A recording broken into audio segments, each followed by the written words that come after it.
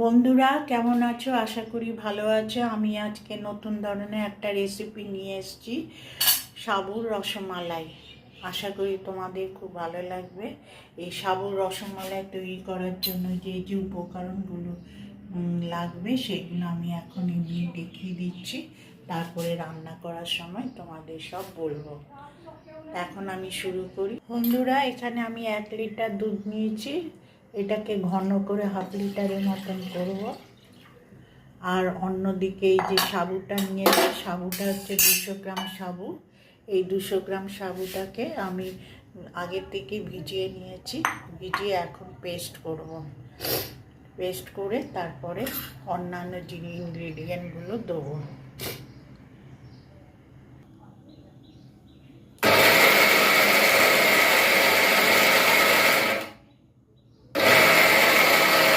সাবুটা ভালো মতন পেস্ট হয়ে গেছে। এখন এক এক করে ইনগ্রিডিয়েন্টগুলো দেবো। ময়দাটা পুরো দিলাম, ছানাটা দিলাম। ছানা এখানে 2 টেবিল স্পুন, বেশি না। আর গুঁড়ো দুধ পুরোটাই।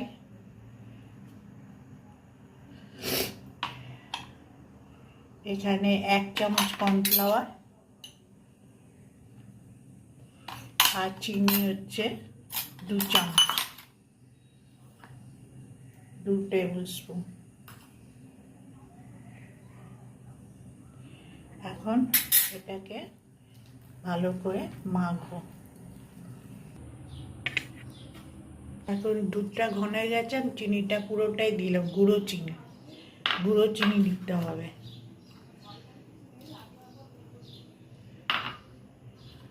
আর সামান্য গুঁড়ো দুধ দিলাম।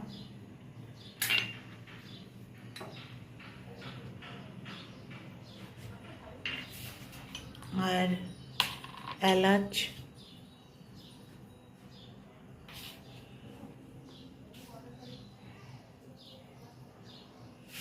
এবার এটাকে গোল্লা গোল্লা করে এর মধ্যে দেবো। বন্ধু, এবার তৈরি হয়ে গেছে। এরকমভাবে সব কটা আরও কয়েকটা করব। এখন এর মধ্যে ছেড়ে দেবো। গরম দুধেই ছাড়তে হয়।